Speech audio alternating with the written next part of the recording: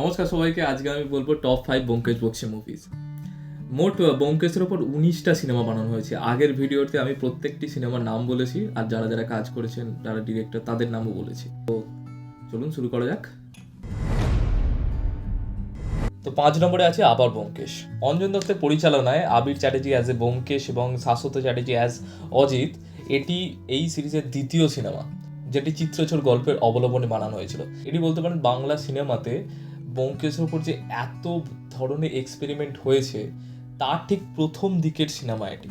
তখনকার প্রডিউসাররা ব্যোমকেশের উপর অতটা টাকা লাগাতেও চাইতো না, কারণ অতটা সেফ নয়, কারণ ব্যোমকেশেরও একটু প্রাপ্তবয়স্কদের জন্য ক্যারেক্টার, তো অতটা ব্রড অডিয়েন্স পাবে না।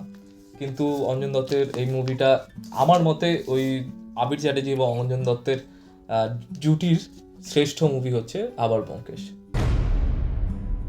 তো 4 নম্বরে ব্যোমকেশ গোত্র। অরিন্দম শীলের পরিচালনায় এটি ওই সিরিজের তৃতীয় সিনেমা।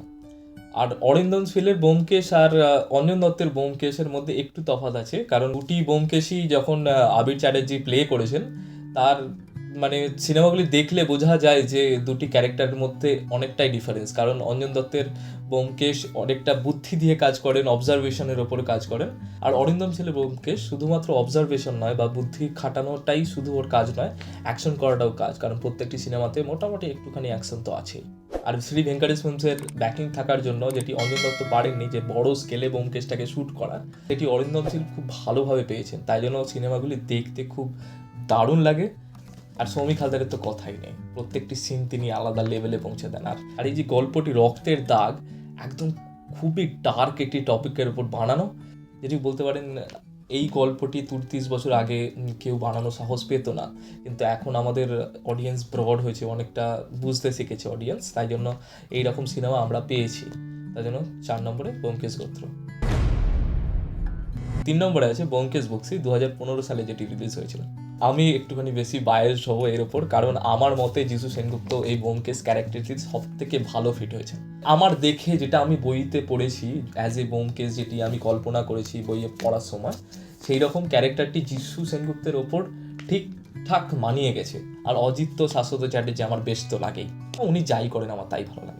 আর এটি দেখে মনে হয় যে অঞ্জন দত্ত প্রত্যেকটি সিনেমার সাথে সাথে, প্রত্যেকটি ব্যোমকেশ বানানোর সাথে সাথে তার ডিরেকশন স্কিলগুলি আস্তে আস্তে ইমপ্রুভ করেছেন। কারণ প্রত্যেকটি সিনেমা, যদি আমি প্রথম সিনেমা ব্যোমকেশ বক্সী যেটি 2009 বেরিয়েছিল, তার থেকে দেখি, তারপরে আবার ব্যোমকেশ, যেটিও এই লিস্টে আছে, কিন্তু তারপর ব্যোমকেশ ফিরে এলো, আমার মতে আবার ব্যোমকেশ ফিরে এর থেকে ভালো, কিন্তু অ্যাজ এ টেকনিক্যালি ব্যোমকেশ ফিরে এলো বেটার।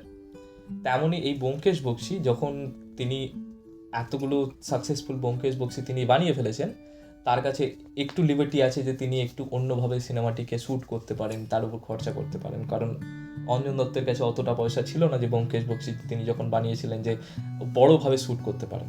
আর এই কহেন কবি কালিদাস এমন একটি গল্প, যখন 2015 সালে সিনেমাটি রিলিজ হয়েছিল, তখন আমার কত বয়স হবে, 16-17 বছর।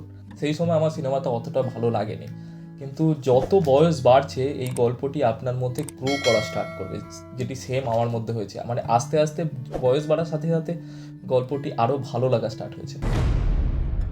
তো এই সিরিজের 2 নম্বরে আছে ব্যোমকেশ পর্ব। ব্যোমকেশ পর্ব অরিন্দম শীল, আবির চ্যাটার্জি এবং ঋত্বিক চক্রবর্তী এই ট্রায়োর দ্বিতীয় সিনেমা, বড় বড় ব্যোমকেশের পর।